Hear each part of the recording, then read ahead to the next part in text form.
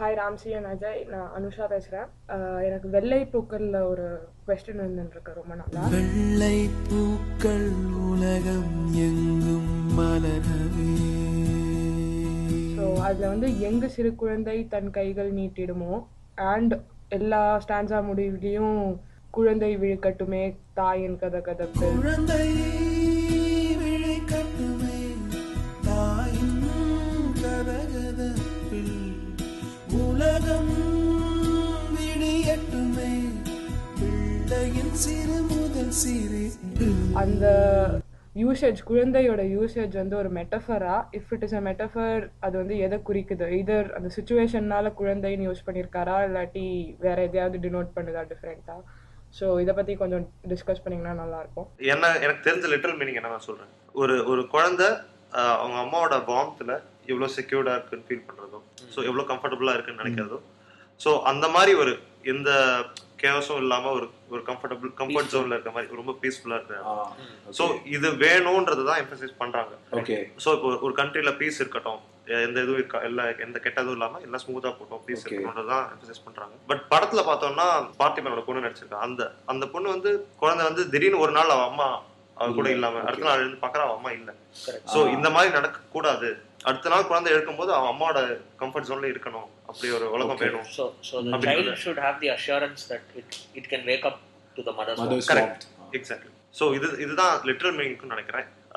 Metaphor பத்தி தெரியல, எனக்கு தெரிஞ்சதும் இல்லைன்னு நினைக்கிறேன். இல்லடா, இதுல இருக்குன்னு தான் எனக்கு தோணுது. ஸோ இங்க இந்த குழந்தை அப்படிங்கிறது வந்து could refer to the whole of human civilization. Okay. So இங்க குழந்தை விழிக்கட்டுமே அப்படின்னு அவங்க சொல்லும்போது you can think of it as the potential of human civilization. அது வந்து ஒரு கருவுல இன்னமும் அடங்கிட்டு இருக்கு, எம்பிரியானிக் ஸ்டேஜ்ல இருக்குன்னு வச்சுக்கோ. Because of all this conflicts, இந்த வார், இதனாலலாம் வந்து ஹியூமன் சிவிலைசேஷனோட ட்ரூ பொட்டன்ஷியலே இன்னும் அச்சீவ் ஆகும். ஸோ அந்த ஒரு பீஸ் டைம் வரட்டும், அந்த பீஸ் டைம்ல அந்த எம்பிரியானிக் ஸ்டேஜ்ல இருக்கிற அந்த பொட்டன்ஷியல் வந்து குழந்தையா விழிக்கட்டும்.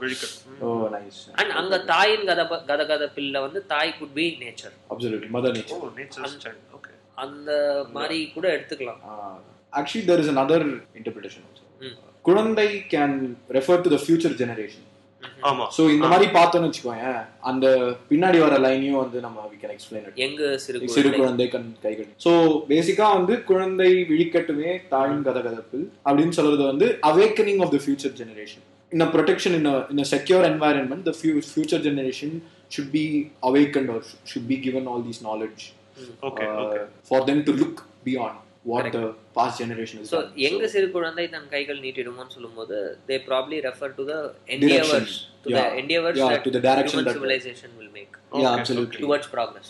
எங்க சிறு குழந்தை தன் கைகள் நீட்டிடுமோ அங்கு தோன்றாயோ கொள்ளை நிலவே. ஸோ பேசிக்கா கவிஞர் என்ன சொல்றாருன்னா, குழந்தை எங்க டைரக்ஷன் காமிக்குதோ அந்த வழியை தான் உலகம் நடக்க போகுது. ஃபியூச்சர் ஜெனரேஷன் எங்க டைரக்ஷன் காமிக்குதோ அங்கதான் நடக்க போகுது உலகம். It's in there responsibility. அங்க கோடி நிலவு ஆர் சம்திங் அமேசிங் லைக் கோடி நிலவு வரட்டுமே. ஆல்சோ ஃபியூச்சர் ஜெனரேஷன்ல வந்து நிறைய மிராக்கிள்ஸ் நடக்கலாம், நிறைய புது புது கண்டுபிடிப்புகள் நடக்கலாம். அப்படிங்கறது தான் ப்ராபபிலி கவிஞர் சொல்ல ட்ரை பண்றாரு அப்படின்னு நான் நினைக்கிறேன். ஸோ ரொம்ப இன்ட்ரெஸ்டிங்கான கொஸ்டின். Yes, correct.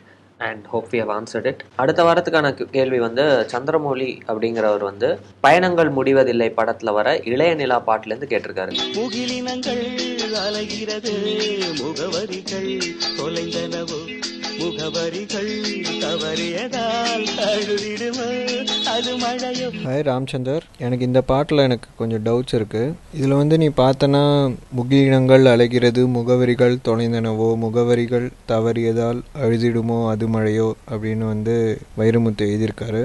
இது வந்து எக்ஸாக்டாக நான் என்ன புரிஞ்சினேன்னா, மேகம்லாம் வந்து அலைஞ்சிட்டே வந்து அழுது, அந்த அழுது தான் வந்து மழையாக மாறுது அப்படிங்கிற மாதிரி கன்வே பண்ணியிருக்காரு. இவ்வளோ ஹாப்பியான பாட்டில் ஏன் மேகம் அழுது மழை வர மாதிரி அவர் எழுதியிருக்கணும்? உங்களோட கருத்து என்ன? இந்த மாதிரி உங்களுக்கும் ஏதாவது கொஸ்டின்ஸ் இருந்ததுன்னா எங்களுக்கு potri.padadi.ponne@gmail.com இமெயில் அனுப்புங்க.